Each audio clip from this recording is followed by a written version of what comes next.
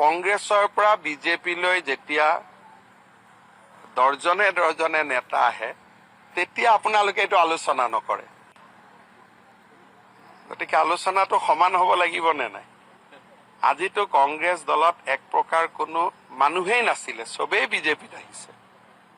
সেইটো আলোচনা হ'ব লাগিব। তাৰ মাজত বিজেপিৰো দুই এজন কংগ্ৰেছত যাব, তাৰো আলোচনা হ'ব লাগিব। গতিকে অহা যোৱা ৰাজনীতিত চলি থাকিব। কিন্তু এটা কথা ঠিক যে বিধানসভা ইলেকশ্যনৰ আগে কংগ্ৰেছত কোনো নাথাকে, চব বিজেপিতে আহিব। অসম জনসংঘ হ'ব পাৰে, আমি শুভেচ্ছা জনাব লাগে। হিন্দুৰ স্বাৰ্থ সুৰক্ষিত কৰা যিমান ৰাজনৈতিক দল হয় তাক আমি আদৰণি জনাব লাগে।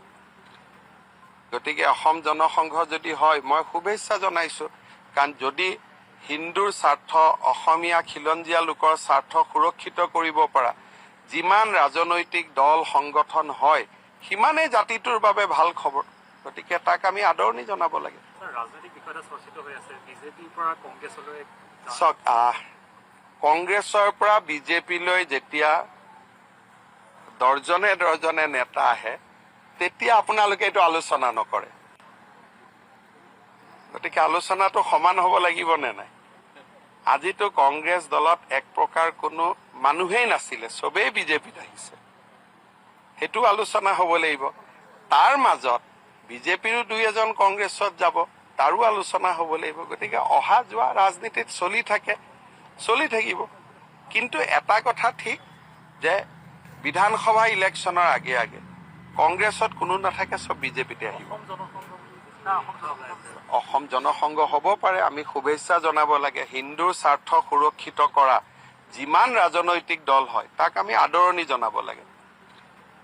গতিকে অসম জনসংঘ যদি হয় মই শুভেচ্ছা জনাইছোঁ, কাৰণ যদি হিন্দুৰ স্বাৰ্থ, অসমীয়া খিলঞ্জীয়া লোকৰ স্বাৰ্থ সুৰক্ষিত কৰিব পৰা যিমান ৰাজনৈতিক দল সংগঠন হয় সিমানেই জাতিটোৰ বাবে ভাল খবৰ। গতিকে তাক আমি আদৰণি জনাব লাগে। হ'ব। বিধানসভা নিৰ্বাচনলৈ এজনো নেতা নাথাকে কংগ্ৰেছত। ৰহাৰ যোগাল ফলসতে মন্তব্য মুখ্যমন্ত্ৰী ডক্টৰ হিমন্ত বিশ্ব শৰ্মাৰ। কংগ্ৰেছৰ পৰা দৰ্জনে বিজেপিলৈ নেতা আহিলে, কিন্তু সেই আলোচনা মিডিয়াত নহয়।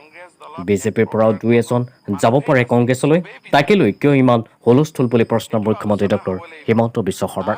নিউজ ডেস্ক ৰিপৰ্ট, দৈনিক অসম।